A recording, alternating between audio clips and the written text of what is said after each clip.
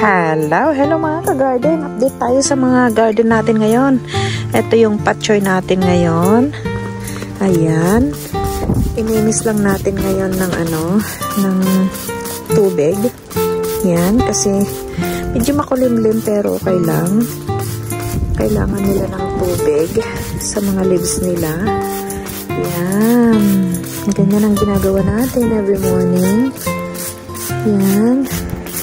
Suggest yung mga ka-garden kasi first time kong mag-hydroponic. Hindi ko alam kung tama tong ginawa ko. Medyo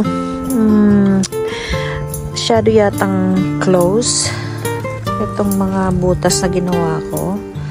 So, ewan ko lang kung tama ba o ano. Pero parang maliliit yung paglaki nila. Pero we'll see how it goes. Okay naman. First time. Yan. Yan. Medyo malamig ngayon kasi makulimlim. Yan ang garden natin ngayon. Itong mga hydroponic na petchay natin. Para yatang namumulaklak na yata. Di bale. Yan.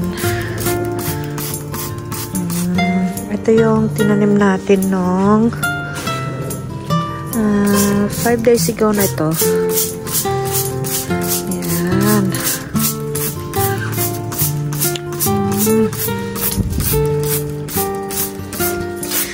Ginaganyan natin. Yan.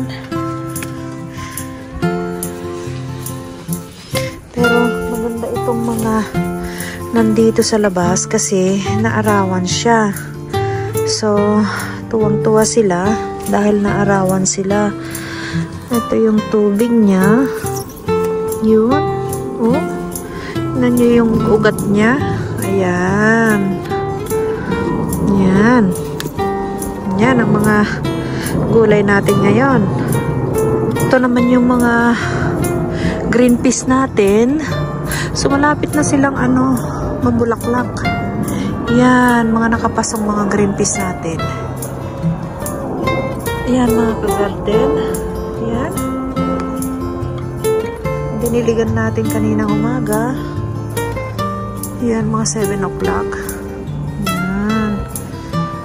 Ito yung mga fuchsia natin. Yan.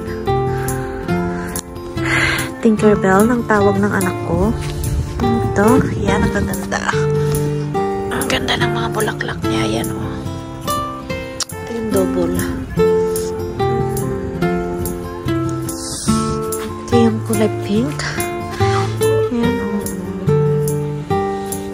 Oh, ito, oh. Yan. Ganyan. Ito na yung after 1 month, ito na yung mga patatas natin. Natatakam na ako.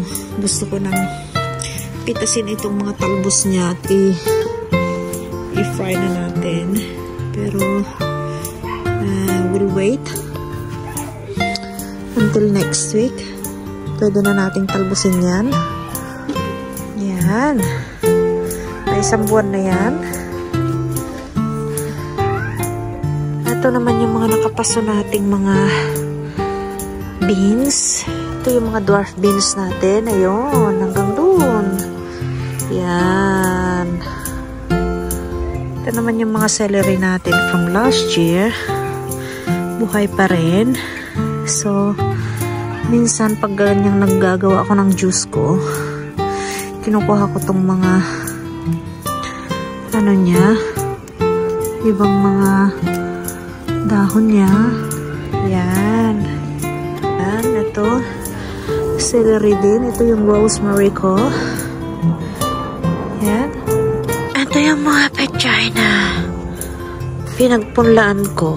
So, nandito. Nakalupa ito. So, mas maliliit kumpara doon sa naka-hydroponic. Ito naman yung mga punla nating mga kamates. Maliliit pa. We're waiting it for this. Ito yung sayote.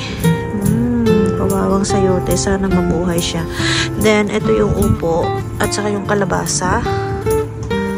And ito yung mga celery natin.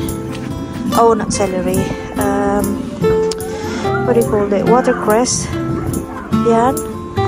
Oh, ang lulusog na ng mga onions natin. Yan.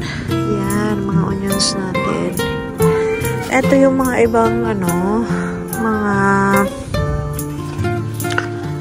green peas natin. Yan.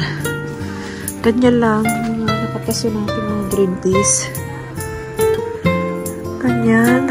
Ang mga green peas ko. Ganyan. Yan. Nakapaso lang.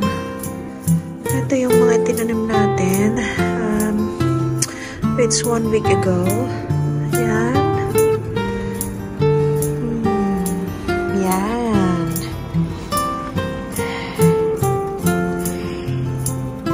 Yan. 1 week ago na ito. So, ang mga tubig niya, ganyan. Looking good. Ito naman yung in-order natin sa online. Itong bay leaves na to. Ayan. Looking good. Ito yung lemons natin.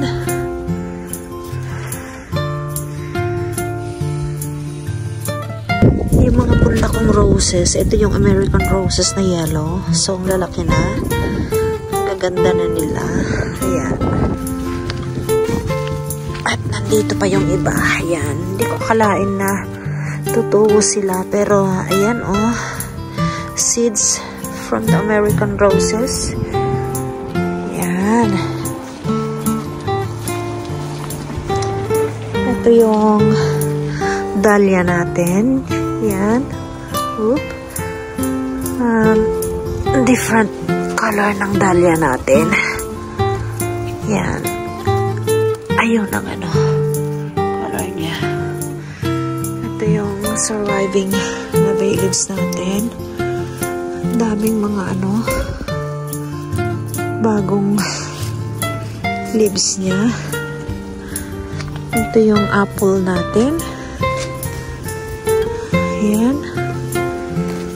Ito yung cherry natin. Hope you like it our video this time. Ang daming mga bunga ng apple natin.